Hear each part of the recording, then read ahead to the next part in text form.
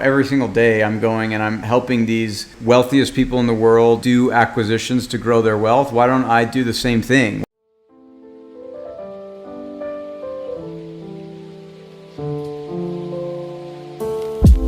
Welcome to the Do Deals Get Rich podcast. I'm Raleigh Williams, former merger and acquisition attorney, sold my last business for $26 million, and now I own dealmaven.io. I'm here to demystify deals so you can get rich as quickly as possible and move on with your life. So this is the story of how I became the prince of partial acquisitions. So in 2015, I was practicing law. I was doing mergers and acquisitions for all these big, massive private equity companies, and I knew that I wasn't going to be able to last very long in the law firm job. There were just things I didn't like about it. I didn't like the people that I worked with. I felt like I could go out and do it better building something for myself than building it for other people. So I started to pay attention to what would be the thing that I could leave my job to go and do. So I had tried a couple things. I tried to do a home health business where I was going to buy a residential house and turn it into a home health business. That ultimately didn't work. I tried to do some online stuff, some e-commerce stuff. This was in 2015, so there weren't as many people out there teaching you how to do those type of things, but I tried to do that and it didn't work as well. And I finally came across one day an article that was in Market Watch that was called The Unbelievably Lucrative Business of Escape Rooms. And it talked about how escape rooms were this brand new thing that were just coming out, that they had been really popular in Europe for years and years, and they were just barely starting to come to the United States. And there were a couple of escape rooms sprinkled around. There were a couple of escape rooms that were close to me. And the nice thing about escape rooms back then in 2015 is they had an online booking system. And so every single morning when I would go into the law firm, I would pull up the escape rooms that were close to me and I would look at how many bookings they had that day to have customers come through to do the business. And so I started paying attention to how many escape rooms were there. But because I was an M&A lawyer, I wanted to do something but not completely start from scratch on it. So I thought, every single day I'm going and I'm helping these wealthiest people in the world do acquisitions to grow their wealth. Why don't I do the same thing? Instead of starting an escape room from scratch, why don't I go buy an escape room or a family entertainment business in order to get into this market that I feel like is going to be a big market? So went and I started doing just cold outreach to escape room owners in Texas and Utah. Those were the two places that I was willing to live. And one of two things happened. Either the only people that were willing to sell their escape room, once we got into the details and we started looking at it, it was very obvious that they were wanting to sell their escape room because they didn't have a very good business, and it would be harder to try to resuscitate their business that they had than just starting from scratch. And so it didn't really help solve my problem. Or the people that had a pretty decent business, they were so excited about the new opportunity that they had in the escape room business that in order to get them to sell their entire business, it was way too hard because they would look at it like they were giving up their child that they had worked so hard on, and they were going to lose that income stream that they had just barely started to build. And so there's just like this massive disparity in terms of what I could pay and what they were willing to take. There's this massive gap that we could never really bridge the difference on. So I kept looking and I was just frustrated that, again, I walk into a day job and I do mergers and acquisitions for the best people in the world. And then at 8 o'clock at night, I go out and I try to do mergers and acquisitions for myself, and I can't make any of the deals happen. It didn't make sense to me why I couldn't make it happen when it was what I did. It was what I learned. It's what I was trained to do. So one night when I came home and I was just watching TV with my wife, and I had a young daughter at the time, a 3-year-old, and there was this show came on called the West Texas Investors Club. And so the West Texas Investors Club is like the cowboy version of Shark Tank, where Matthew McConaughey's older brother, Rooster, was on there, and these people would come and they would pitch to the West Texas investors their businesses. And the thing that was interesting was the two kind of shark equivalents of the West Texas Investor Club, Matthew McConaughey's brother and his partner, they were like very country.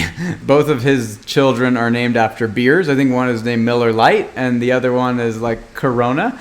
And so it was just surprising to me because I was coming from this world of sophisticated people that like the only way to make money is by doing kind of these complex transactions with a bunch of debt with a lot of risk. And I saw these people that were very clearly much wealthier than I was, and also very clearly much less educated than I was. And so they had figured out a much smarter way to make money than I had. So I started looking them up, and I started to figure out, was Matthew McConaughey's older brother rich because Matthew McConaughey gave a bunch of money? Like, what is it that these guys did that got them wealthy?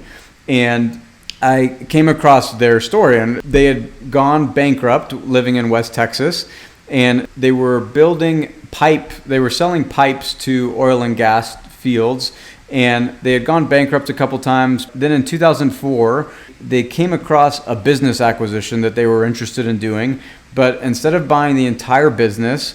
What's up, everyone? I hope you're enjoying this episode. We are here trying to give you as much value as possible for free. As you know, we don't run ads on this podcast. We never will. If you're finding this episode valuable, if you could give us a 5-star rating and share this with a friend you're ready to do deals with, we are going to be one of the top 20 podcasts in the business category, and we need your help to do it. It means the world to me. Now let's get back to our regularly scheduled broadcast. Instead of buying the entire business, what they did is they bought the patent that the business held, and because it wasn't the entire business, they were able to buy this patent for $200,000. This was in 2004. They bought this patent for $200,000. And then 2 years later, in 2006, they sold the patent and the business that they had built around the patent. They sold that business for $120 million. And so in 2 years' time, they had taken a $200,000 investment and turned it into $120 million.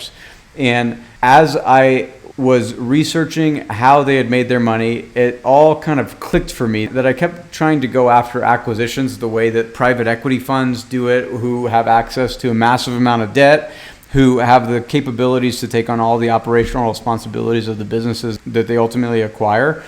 I kept trying to do it the way that they were doing it. And they have 100x more money than I do. They have 100x more access to resources than I do. So me trying to do it the way that they do it obviously wasn't working, and I continued to try it. And so I thought, what if instead of going out and trying to buy entire escape room or family entertainment center businesses, what if I just buy a portion of the business that will be useful for me? And so once I changed the way that I was going about trying to do the acquisition, it made it all so much easier, because instead of me going and talking to escape room business owners, what I did was I moved it and I started talking to escape room owners that weren't operating in the United States. I found an escape room owner that was operating in Europe who had all of these room build outs, this whole design of how to operate the escape room business. And I asked him if I could pay him to acquire all of the U.S. rights to operate his business in the U.S., and I was going to bring my own name brand to the business. And it was a very simple transaction. He said absolutely yes. He had no plans on moving into the U.S. to do it. And so we made that transaction happen very quickly. I bought those rights for $5,000 because he had no interest in moving to the U.S. And that business, 5 years later, I sold for $26 million.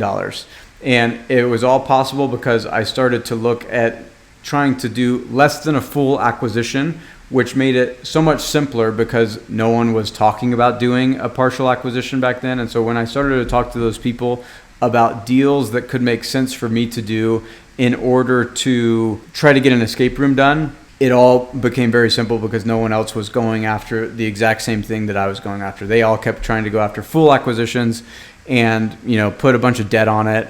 I went after, let me just buy the piece of the business that I need to get my thing done that I need. Let me buy this piece of the business that I can bring leverage to that helps me get leverage in building my escape room business. And I allowed them to keep the rest of it. And so using that playbook, the partial acquisition playbook, that was the first time that I had seen it done outside of me. And then I did it myself. And it was so much simpler than what I was doing for a day job for the biggest private equity firms in the world doing mergers and acquisitions. So that is how I got my start doing smaller deals, but deals where I got the most important piece in order to scale my business. And then it allowed me to bridge the gap on the price. There wasn't this big disparity in terms of what the expectations were, me doing the deal versus what they needed to be bought out of the entire thing. And it also allowed me to move forward on the business that I wanted to move forward with with this piece kind of copy and paste into the plan in order to help me go forward. And so that was my first partial acquisition foray.